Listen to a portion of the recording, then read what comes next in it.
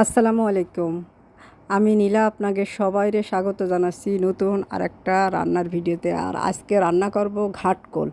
আপনারা এটারে কী কন আমরা জানি না, তবে আমাদের এলাকায় এটারে কয় ঘাটকোল। বিশেষ করে যারা যশোর, খুলনা, কুষ্টিয়া, বাগেরহাট, মাগুরা এরা কয় ঘাটকোল। আর অনেকে আছে যেটা ঢাকায় এসে শুনেছি মানুষ ঘাটকোল কি সেটাই চেনে না, এরা বলে খারকোন। তো যে যেটাই বলুক না কেন, এটা কোনো বিষয় না, খাওয়ার জিনিস। এটা কচু জাতীয় একটা খাবার, খাতে খুবই মজা লাগে। তো এটা বিভিন্নভাবে রান্না করা যায়। এটা ভাপ দিয়ে ভাজা করা যায়, কাঁঠালের বিচি দিয়ে রান্না ভাজা করা যায়, বাইটে নিয়ে ভাজা করা যায়, এটার পাতা খাওয়া যায়, পাতা বাইটে খাওয়া যায়। তো কথা করতে করতে দেখলাম, তো আমরা এরকম ছোটো ছোটো করে কাটে নিয়েছি ডগাগুলো কাটে নিয়ে একটু ভাপ দিয়ে নিলাম। ভাপ দিয়ে নিলে গলাটা চুলকোয় না। তো এখন আমরা রান্না করব। আর এটার জন্য একটু এটাও একটু হালকা থ্যাতলায় নেবে। এই যে ভাপ দিয়ে নেছে, ভাপ দিয়ে নিয়ে এটা হালকা করে থ্যাতলায় নেবে শিলপাটায় বাইটে থ্যাতলায় নিলি গরম ভাতের সাথে এই ঘাটকল বাটা খাতি যে কী মজা লাগবে না, আপনারা সেটা না খালি বুঝতে পারবেন না। তো এটা একটু থ্যাতলাই নেছে। আর কড়াই গরম হয়ে গেছে, কড়াইতে একটু তেল দিয়ে দিয়েছে। এটা রান্নার জন্যে একটু পেঁয়াজ, রসুন, একটু আস্ত জিরে, কাঁচা ঝাল, শুকনো ঝাল কয়টা, কালো জিরাও আপনারা দিতে পারেন, না দিলেও অসুবিধা নেই। আবার অনেকে এটা নারকেলের দুধ দিয়ে, নারকেল বাটা দিয়ে খায়, খুবই মজা লাগে খাতি। আমার যে কী ভালো লাগে, তো আপনাকে বুঝাই করতে পারবো না। আমাদের বাসায় আমার হাজব্যান্ডও খুব পছন্দ করে, আমিও পছন্দ করি, আর অনেকেই পছন্দ করে। আমাদের এলাকার খুব ফেভারিট একটা খাবার বা পছন্দের একটা খাবার। তো দেখতে পাচ্ছেন পেঁয়াজ, রসুন, জিরে, সব মশলাপাতি একটু হালকা করে থ্যাতলায় নেওয়া হয়েছে। থ্যাতলায় নিয়ে কড়াইতে তেল দেওয়া হয়েছিল, ওর মধ্যে দিয়ে দেওয়া হলো সামান্য একটু, সাথে পানি দিয়ে দেওয়া হলো। দিয়ে এই যে এখন একটু নারকেল বাটা দিয়ে দেওয়া হবে।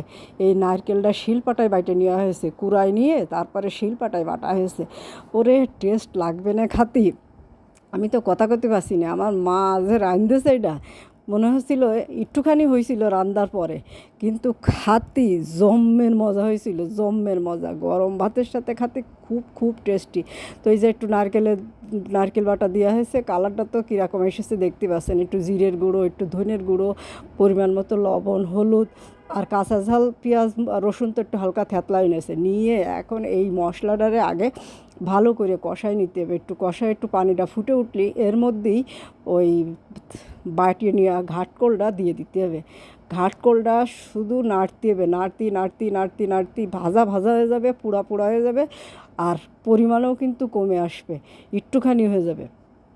তো এটা শুধু এখন আর কোনো কাজ নেই, এখন শুধু নাড়াচাড়া করতে হবে।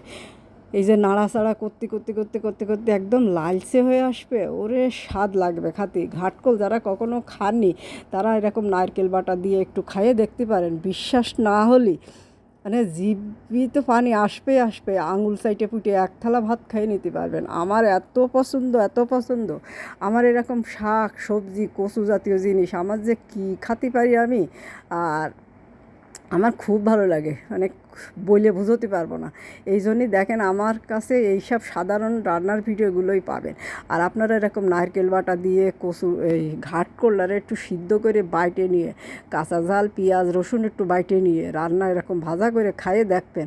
যদি ভালো না লাগে আপনার টাকা ফেরত, পয়সা ফেরত, এরকম একটা অফার আমি আপনাকে দিয়ে দিলাম। তো ভাজাটা হচ্ছে, এটা চুলোর জাল কিন্তু কমে গেছে, তেলটাও ছাইড়ে দিয়েছে। এটা ভাজদি এটার কালার কিন্তু একদম অন্য রকম হয়ে যাবে। এখন যে কালার দেখা যাচ্ছে না, এই কালারটা আর থাকবে না। এই দেখেন ভাজা হয়ে গেছে, কালারটা কী সুন্দর এসেছে। তো আপনারা বাসায় একবার ট্রাই করে দেখবেন। ঘাটকোল বলেন আর খারকোন বলেন, যেটাই বলেন, একবার খাইয়ে দেখবেন। ভিডিওটা ভালো লাগলে লাইক, কমেন্ট, শেয়ার দিয়ে সাথে থাকবেন।